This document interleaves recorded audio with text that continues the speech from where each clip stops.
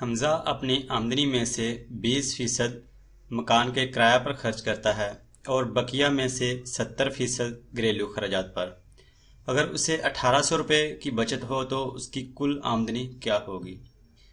जैसा कि बताया गया है कि हमजा मकान के किराए पर 20% खर्च करता है, तो लिखेंगे मकान के किराए पर खर्च, मकान के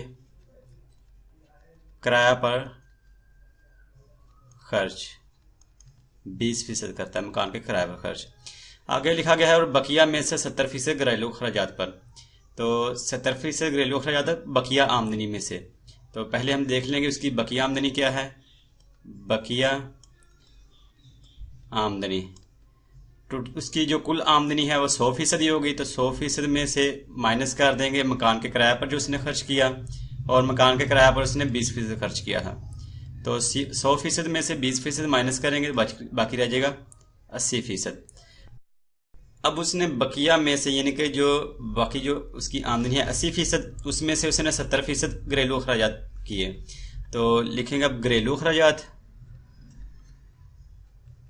घरेलू अखराजात, घरेलू अखराजात थे 70% बकिया आमदनी के, और बकिया आमदनी 80% है, तो इसलिए साथ 80% जो है ज़रब हो जाएगा।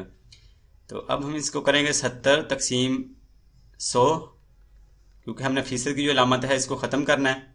तो जब फीसद की अलामत को ख़त्म करेंगे तो इसको तकसीम 100 कर देंगे, ज़रब 80% जो कि बकिया आमदनी है। हम इसको कैलकुलेटर की मदद से सॉल्व कर लेंगे।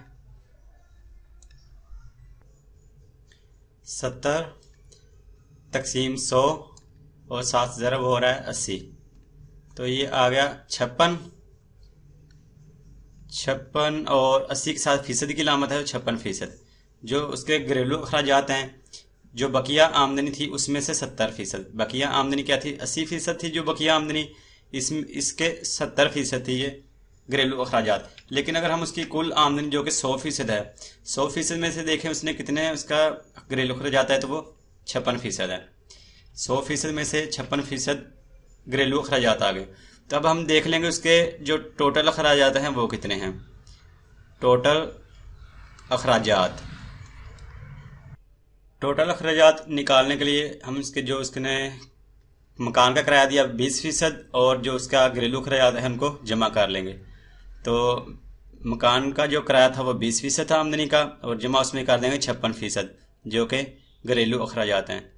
तो अगर 20 में 56 जमा करें तो यह जाएगा 76, और 7% की लामत है, 76% इसके टोटल अखराजात हैं। अगर 76% के टोटल अखराजात हों तो हम देखेंगे कि फीसद में उसकी बचत कितनी हुई। तो लिखेंगे बचत फीसद में, फीसद में उसकी बचत कितनी आई। हम उसकी जो कुल आमदनी है 100%, उसमें से माइनस कर देंगे उसके टोटल अखराजात जो कि 76% हैं। तो अगर 100 में से 76 माइनस करें बाकी रह जाएगा 24 और 7% की लामत। तो उसकी बचत जो है फीसद में वो 24% है, और हम 24% को लिख सकते हैं 24 तकसीम 100, यानी कि जो फीसद की लामत है इसको ख़त्म कर दिया तो आ जाएगा 100। इसको हम ऐसे भी कह सकते हैं कि अगर हमजा की कुल आमदनी 100 रुपये हो तो फिर उसकी बचत हुई 24 रुपये। तो हम लिखेंगे अगर 24 रुपये बचत हो तो कुल आमदनी फिर कितनी आ जाएगी 24 100 में से, तो उसकी कुल आमदनी 100 रुपये होगी। अब हम देख लेंगे कि अगर हमजा की जो बचत है वो 1 रुपये हो तो फिर उसकी कुल आमदनी कितनी होगी। 1 रुपये बचत हो तो कुल आमदनी, अगर 1 रुपये बचत हो तो फिर कुल आमदनी कितनी होगी 100 तकसीम 24, यानी कि अगर हम ये जहाँ 24 रुपये है इसको यहाँ पर 1 करने के लिए इसको 24 से तकसीम करना पड़ेगा, और 24 से जब कैंसिल होगा तो बाकी 1 रह जाएगा। जब हमने बराबर की एक साइड पर 24 से तकसीम किया तो बराबर की दूसरी साइड पर भी 24 से तकसीम करना पड़ेगा, तो ये आ जाएगा 100/24।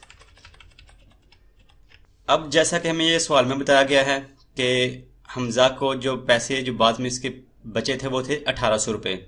1800 रुपये उसकी बचत थी अखराजात निकालने के बाद, इसलिए यहाँ पर हम जो 1 रुपया है इसको 1800 से ज़रब कर देंगे तो ये 1800 ही आ जाएगा। 1800, इसको थोड़ा सा ठीक करके लिखें, 1800 रुपये बचत हो तो कुल आमदनी, बचत हो तो कुल आमदनी वो आ जाएगी 100 तकसीम 24, बराबर की एक साइड पर 1800 से ज़रब किया तो बराबर की दूसरी साइड पर भी 1800 से ज़रब करना पड़ेगा। तो अब ये आ जाएगा 1800 को एक से ज़रब करें तो 1800 ही आएगा। 1800 रुपये बचत हो तो कुल आमदनी। कैलकुलेटर का इस्तेमाल कर लेंगे। 100 तकसीम 24 ज़रब 1800 तो ये आ जाएगा 7500। तो इस तरह हमें पता चल गया कि अगर हमजा की जो बचत है वो 1800 रुपये हो तो उसकी कुल आमदनी 7500 रुपये होगी।